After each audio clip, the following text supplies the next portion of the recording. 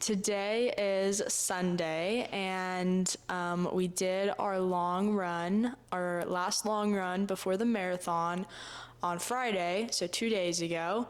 I know I look sweaty, but it was pretty easy. Straight downhill, straight uphill. It actually went off pretty darn well for what I was expecting.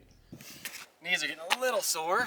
I felt like I could have gone a couple more miles. I feel like I need to puke. I was definitely a little nervous around the directions. Got your map? Yeah. So the information I had taken off Google, I had to write it down as far as turn left here. Directions to Mirabeau. Huh. Anyways, we're gonna do a little recap of how Friday ended up going.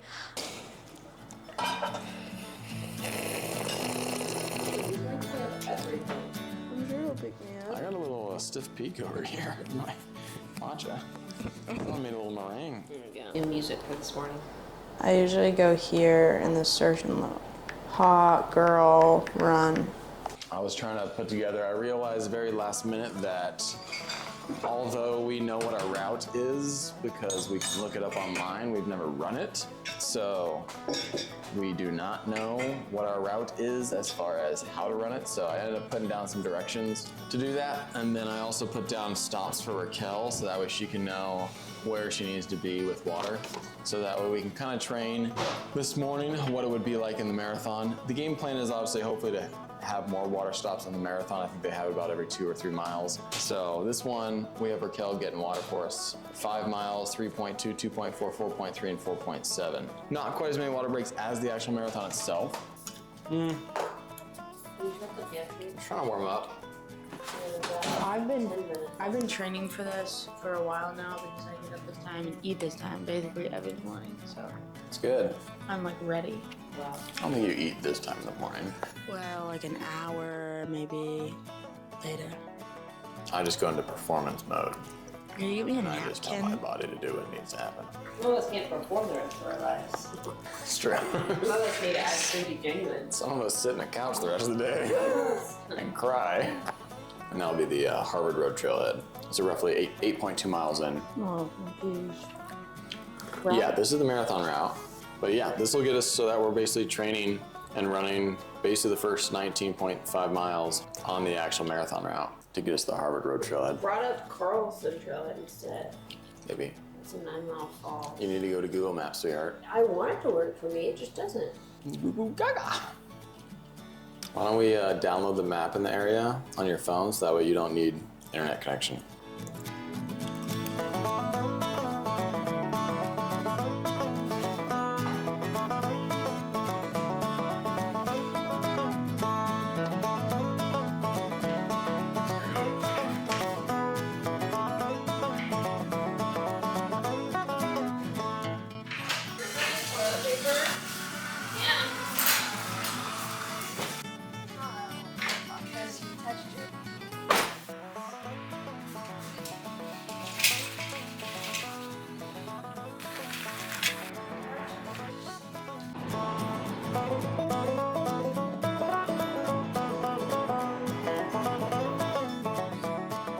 Alright, we just made it to location A, I call it. This will be the official starting place of the marathon, which is happening in May. How does it feel to be at your location so that you just feel more prepared? I'm curious if those bathrooms are going to be unlocked.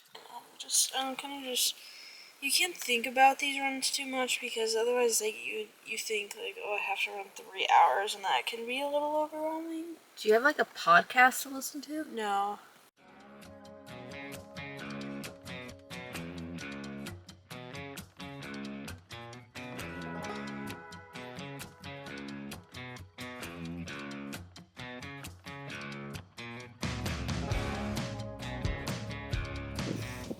You guys ready to take off? Yeah. Got your map? Guess have fun. We're gonna do a 10-second countdown. Tell me when. 10, 9, 8, 7, 6, 5, 4, 3, 2, 1.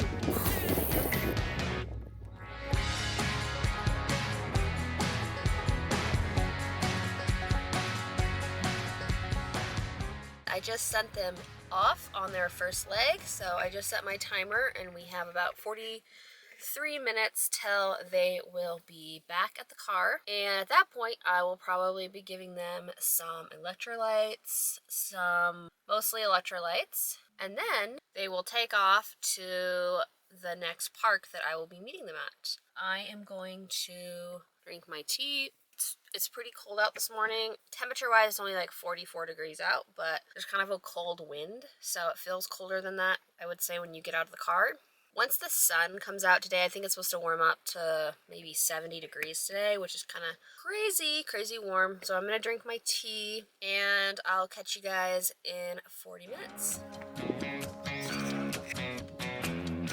Guys ready for some water?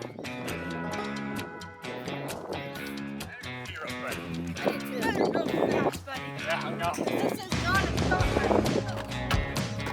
Oh, that's... You just...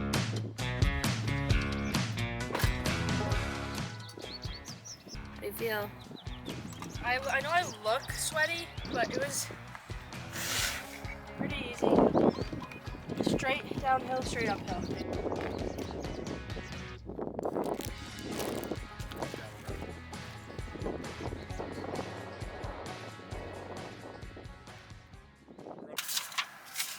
I'm about to put in my first address. It says we'll be there in 6 minutes. Would have been great.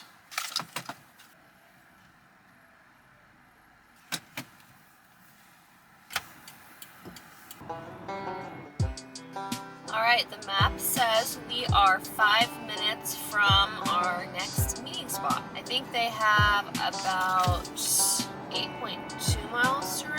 We should get there way before them. We just got to our second meeting place. This is also in the same town as the last stop. So I had to drive about 3 miles and they're gonna be running about 8 miles. So I'm expecting them here in about 14 minutes is when I would expect them to be coming in. 3 more stops after this and then we'll be home. I think I'll plan to have the electrolyte drinks we made this morning ready for them when they show up. Not sure what else they'll need or want. One of the things about having running as a sport is you're very, I'm gonna turn off the car.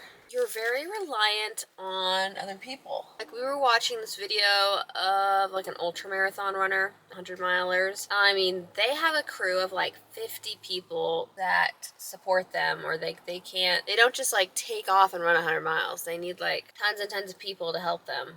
It's kind of weird because running is such like an independent sport. You don't really need anything but some shoes to go do it. But at the same time, when it gets to like long distance running, people like rely on people. Guys, I see them coming. They keep showing up early, so I think they're going quicker than their set pace, so. Awesome idea. I'm like, Yeah, Al's like trying to rush us. Alright guys, it is still windy out and they're off. We are gonna drive to our next location.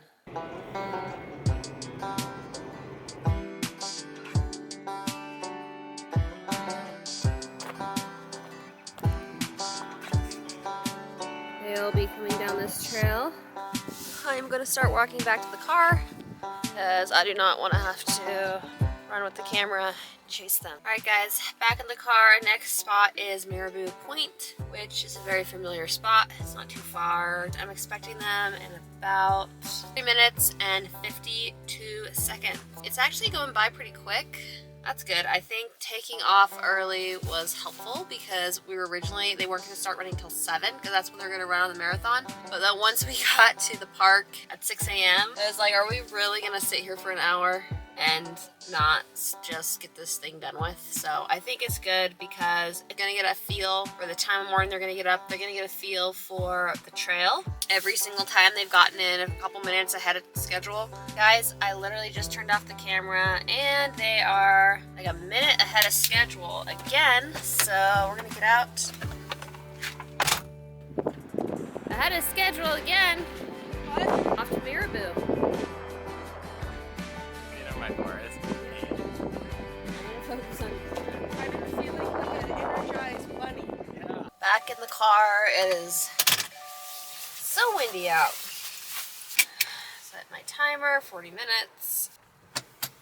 Hey guys, I just pulled in and parked. I'm expecting them in about 29 minutes. I think I'm gonna get out, walk around, stretch the legs.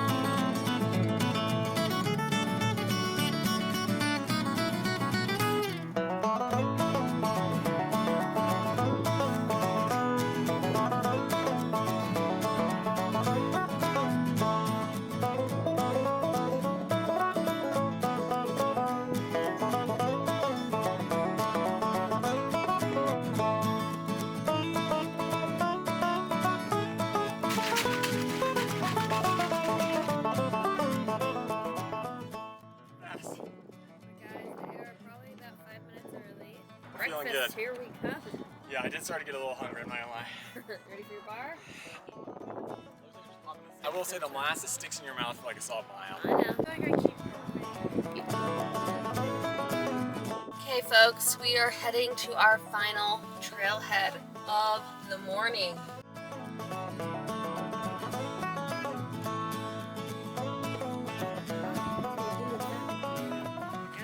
My biggest problem is I don't know how I'm supposed to fuel on this freaking marathon. I feel like I need a puke. Oh, they made it back. Woo! We did it. How's everyone doing? Good. I need to clean out my cargo. Yeah, I know. So I think if we can do that the 5, 10, 15, and 20, then I think we'll be good. Food sounds good. So we ended up doing 20 miles. Again, that was our longest distance before the marathon. I am feeling both good and nervous. I feel good because the 20 miles did feel good. And also our pace, if you take out the stopping time, was much faster than we were planning to go. So that was encouraging. The part that I'm scared about is that we still have to run another 6.2 miles when it actually comes to race day, and that just feels like a lot to leave to the unknown on race day. But also when we've looked up, marathon training plans, everyone says run to 18 to 20 miles before your first marathon, and they say that is sufficient. I know the marathon is gonna be tough in those last 6 miles. That's probably just gonna be the way it is. Raquel crushed it out as well on the support side.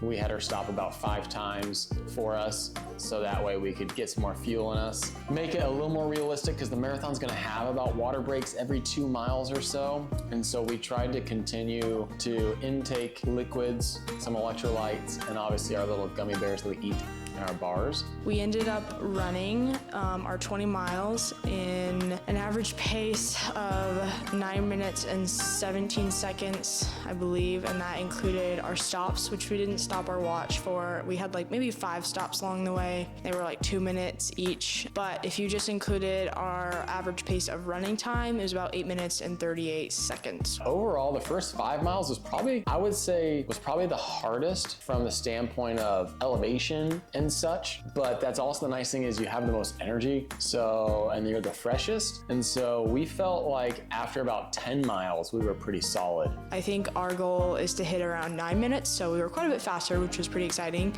Ultimately, the goal is to run the marathon in under 4 hours, and that would average out to about a 9:10, 9:11 minute per mile pace, so we were quite a bit below that. Yeah, things worked out really well. It's about 8.2 miles before we get back on the Centennial Trail, which is what we train on. And then obviously once you're on the trail, you just follow that all the way back. Once we got back to the Centennial Trail, it was nice to just kind of throw all my directions away. We could just follow that. I will say though, once we got back to the trail, it did feel like the legs just went into autopilot, but they also felt like they kind of tensed up a little bit, as if they knew the pain was gonna be coming. So I don't know if that has something to do with the trail or what, but. We ended up running the exact same trail that the marathon's gonna be on, so we ran the first 20 miles of it. The first 8 felt really, really good. There was like a pretty big downhill section and then a pretty big uphill section, but that uphill section was when we were still feeling really fresh, so yeah, just at the end of 8 miles, I was feeling really good. I definitely started to feel a little bit of hamstring soreness about 12 and a half miles in, 13. So I started to feel a little bit on the hamstrings. Overall, it ended up pretty nice because we had a stop at about 10.3 miles in with Raquel. And then I think the next stop was around 15 miles in. As far as like fueling for this run, it looked a little bit differently. We again had more just like rest stops of getting water. Usually on our long runs, we'll get water only once or twice. No, we've been doing twice. So we run like 6 miles, get water, 6 miles, get water. This, we were hitting like 4-mile segments, 2-mile segments, and getting water. So a lot more often we were getting water. I also, we've been doing gummy bears or fruit snacks for like the quick sugar. So I ended up having 2 of those. We also have these little fruit bars that are just fruit and a little bit of coffee. So it's like quick sugar and caffeine. Those have been nice as well. Had those every, 4 or 5 miles. And then I tried something new. I tried these little tablets, little salt tablets called Salt Sticks. And that was just to be able to replenish electrolytes without drinking excessive amounts of liquid. You can just chew these little tablets. And I took those about every 30 minutes and it actually really helped, I think. I don't actually know if it did, but I did feel better on this run. So at the 14.6, that's when we started to feel a little bit. So we still had, I think that's where I had the last little bit of molasses electrolyte drink. So I had that. We tried to keep that going each stop just to kind of rejuvenate the muscles a little bit, provide a little bit more of that electrolyte solution to keep our muscles and have some good energy to burn, as well as obviously eating the fruit snacks and the bars. I mathed it out to where I had a fruit snack at 5 miles in. I had my bar, which is basically caffeine and sugar, at the 10-mile mark or the 10.3-mile mark. And then I had my fruit snack probably around the 16-mile mark, I think, about 16.5. So that way I try to spread out a little bit. In the actual marathon, I think the game plan is to do similar. Every 5 miles, eat something. So I think on the marathon at the 20-mile mark, I'll probably have another bar. And then around the 24, I might have another fruit snack just to keep the fuel going. The one thing that just sucked about the nutrition and the fueling was the fact that by the end I was sick of just like the sweet taste in my mouth, and having to take like another fruit snack or another whatever would have been tough. I was feeling like I wanted to just puke by the end because I was just so tired of that taste. And I know on the marathon we're gonna have to, fuel again. So that'll be tough. The other thing that we had for fueling was this homemade electrolyte drink that I took 2 different times in the run. It consisted of molasses. Apparently molasses is pretty high in electrolytes, specifically potassium and magnesium. And then we add a little bit of salt for the sodium aspect of it. And then we added a little bit of lemon juice to help it just cut some of the sweetness, a little bit of water to make it go down a little easier. So we just had that. Again, that was replenishing electrolytes and just quick sugar. So that was awesome. We'll probably do that during the marathon as well. It was a good run. I feel better on this run than I did on the 19-mile we did last week and then the 18-mile the week before. I don't know if it was the fuel, if it was the constant stops, which were great, and refueling there. So starting again, if you stop is rough. Did try to keep moving the legs and like walk in place or walk in circles while trying to get my electrolytes down or liquids down, just so that way the legs would keep moving so that they wouldn't start to seize up and start cooling down. Also by the end, by like mile 18, 19, when we were doing stops, it really hurt to get going again. It just like hurts on the joints. It almost felt better to just keep a consistent pace or jog. I even think at the end, trying to minimize the stopping as much as possible will help. Just like your muscles start to cramp up when you stop. I felt like I could go another 6.2 miles. That was it. It was a decent run. It was enjoyable. We survived. We maybe even thrived. Who knows? But that's all she wrote. As far as any running tips that I have, if you are starting out, number one is invest in a good pair of shoes. I know that a lot of different runners like different brands. Andrew uses Asics. I started using Hoka's. People use New Balance. There's even like good Nikes. They're just expensive. But just finding out a good pair of shoes that works well for your feet. I know you can go to running stores like Fleet Feet and get your shoe like fitted to your foot and something that actually fits you really well. I wore Nikes for the longest time during track in high school and college, and my feet always hurt when I did like over a 3-mile run. I just thought that was pretty normal, and then I ended up getting the Hoka's. I got Clifton 9s because a good friend had them, and I just thought it'd be an easy shoe to get. And my feet didn't hurt, and I loved them. So I've been running in Clifton 9s, and I just bought a pair of the Clifton 10s because they don't make the Clifton 9s anymore on Hoka, I don't think. At least couldn't find them. I know you can still get them at other stores, but anyways, I got pulled into the Clifton 10s, which I think I just have a little more cushion on the heel. So I'm going to be wearing those for the marathon, which would be really nice. Just have a new pair of shoes that are not worn in. The shoes that I've been training in, I've been unfortunately wearing to work every day, so they've been getting just a lot of use, and I think they're starting to just break down a little bit. But anyways, I love the Hoka's. They're a great shoe to start with if you're looking for something like that. Another tip is just invest a good month to 2 months of running and expect it to really suck at the beginning, because running always sucks at the beginning. You can be in shape for one thing and then think it'll translate to running, and it does not. I just remember my first 2 months of running when I hadn't forever really were awful. That was about a year ago,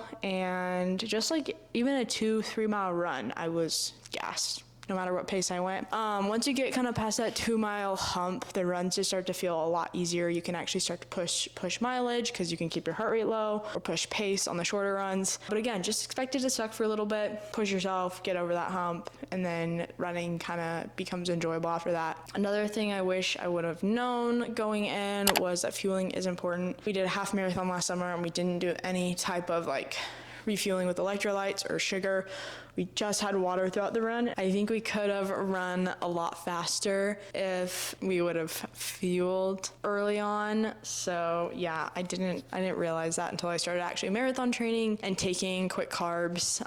They just give your legs a little bit of a boost. But again, even if you're training for like a half marathon, anything over 8 to 10 miles, it's nice to just have something to refuel with. It'll give you a lot more energy. You don't need it for short runs, obviously. Other running tips: invest in a good playlist. I have a great playlist. The songs always hit at the right time. Andrew, on the other hand, has one song that he listens to over and over and over and over and over and over again. So that's kind of crazy. Yeah, don't do that. I would say that's pretty tough mentally. For long runs, you can always listen to a good podcast. That's kind of fun to switch it up. Those are my main tips. Hope you guys enjoy this video today, and hopefully you'll get to see us again on race day, which is in 3 weeks. Cheers.